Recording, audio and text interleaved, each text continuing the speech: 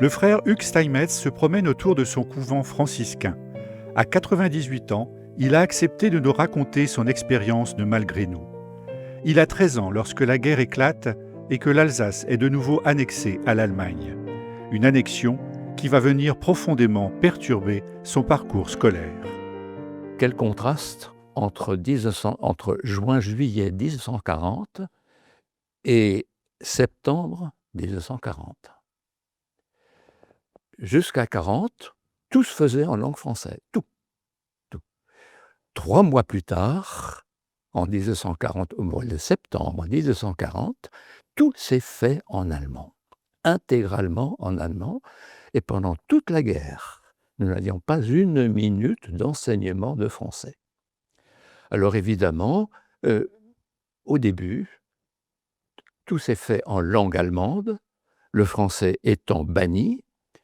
Nous, les jeunes, surtout, nous parlions français à la maison parce que maman était de Belfort. Et par conséquent, en ce qui nous concerne, mon frère et moi, frères jumeaux, on a toujours été ensemble d'ailleurs, eh bien, on avait une certaine difficulté pour s'intégrer dans la langue allemande. Mais papa était professeur de sciences, il parlait un allemand remarquable, et papa a pu rester à Sélestat.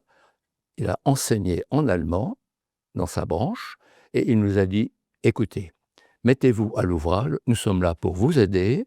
Et de fait, au bout de 3 mois à peu près, on s'est intégré dans la langue allemande et on a pu suivre alors les cours d'une manière normale. Mais il ne s'agit pas seulement de parler en allemand. Pour l'Allemagne, il faut faire de toute cette jeunesse alsacienne une jeunesse hitlérienne. Pour que nous puissions participer à l'enseignement du niveau secondaire, il fallait que nous appartenions à la Hitlerjugend.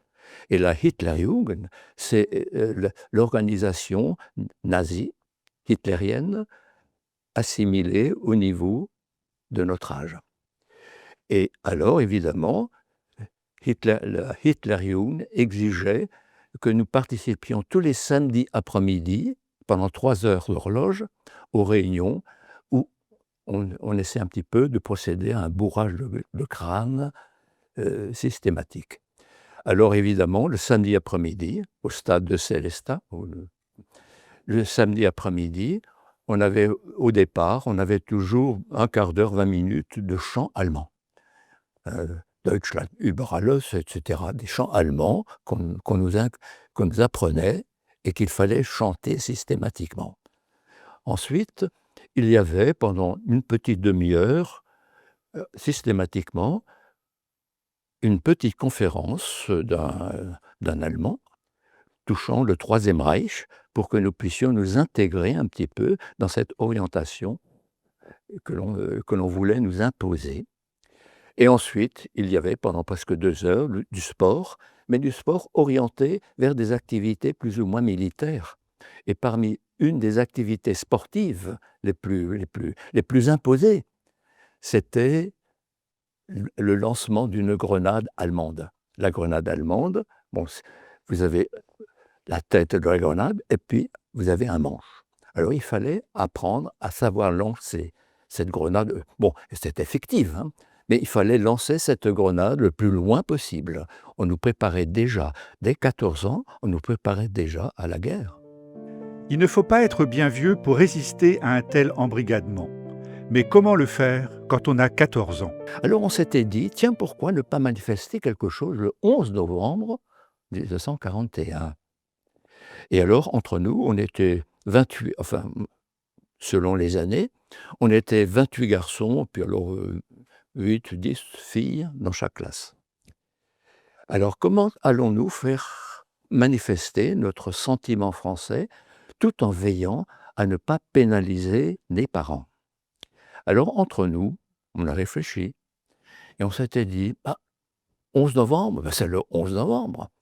Alors bon, le matin, avant la première heure de classe, cette année-là, on avait justement classe d'histoire et de géographie par un professeur allemand, le 11 novembre.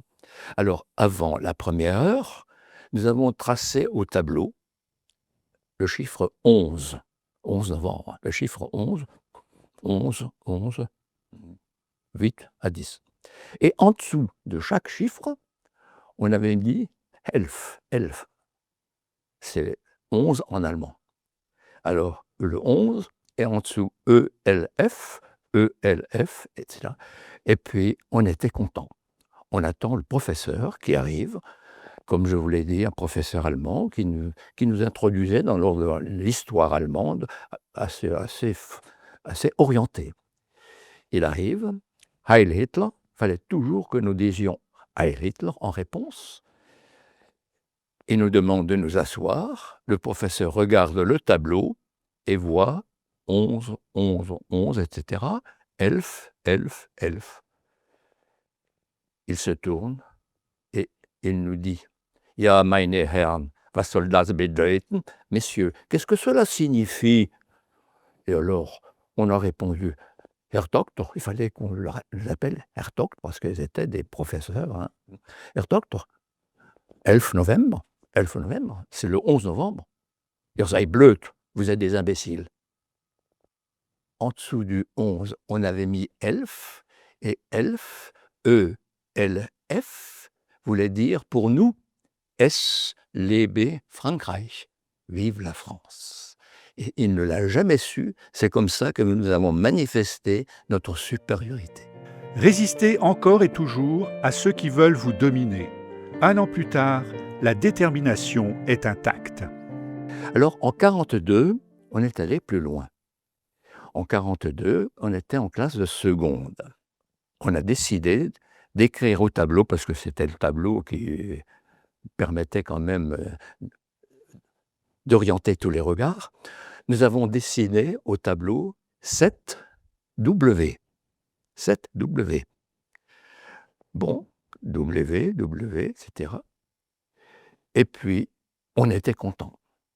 On laisse les 7W au tableau et 11 novembre, premier cours du 11 novembre 1942, cours de mathématiques réalisé par le proviseur lui-même, qui était un mathématicien, et il tenait à enseigner les mathématiques en classe de seconde parce que sa fille était avec nous. Le proviseur arrive, ce 11 novembre 1942, Heil Hitler. Nous répondons Heil Hitler. On s'assied, il regarde le tableau, et au tableau, que voit-il? Des 7W. 7W, il nous regarde, il se retourne à nouveau, et dans une attitude d'incompréhension, il nous dit « Ja, was soll das bedeuten ?» Alors, personnellement, discrètement, je lève un petit peu ma main et je dis « Herr Doktor, das sind Vögelein, die fliegen. Ce sont des oiseaux qui volent. » Mais pas du tout. C'était une phrase qui voulait dire « Wir wollen wieder werden, was wir waren. » Nous voulons devenir à nouveau ce que nous étions auparavant. Eh bien, le proviseur n'a jamais appris cette situation. Voilà comment nous avons vécu, par exemple, ce sentiment français d'une manière larvée. On pourrait se dire que tout ceci n'est qu'un jeu de potache, jusqu'au jour où la tragique réalité de la guerre va venir rejoindre tous ces jeunes adolescents. En 1943, nous étions dans la classe de première. Et la classe de première, enfin la scolarité commençait toujours après le 15 août, chez les Allemands. Et le 20 août, nous étions donc en classe de première, c'était un lundi matin, nous avions cours de littérature allemande. Pendant qu'il nous parlait, boum, boum, boum, on frappe à la porte, le proviseur entre dans notre salle de classe, accompagné de 2 officiers de la Wehrmacht. Et le proviseur demande aux 28 garçons que nous étions, ça ne concernait pas les filles, les 28 garçons que nous étions dans cette classe, de rejoindre la salle des fêtes au dernier niveau, conseil de révision. À midi, les 28 garçons que nous avons été déclarés bons pour le service militaire allemand. Et quelques jours plus tard, convocation feuille de route, nous sommes devenus des malgré nous. Des malgré nous. Une formule comme un cri de désespoir devant un avenir inimaginable quand on n'a pas encore 17 ans.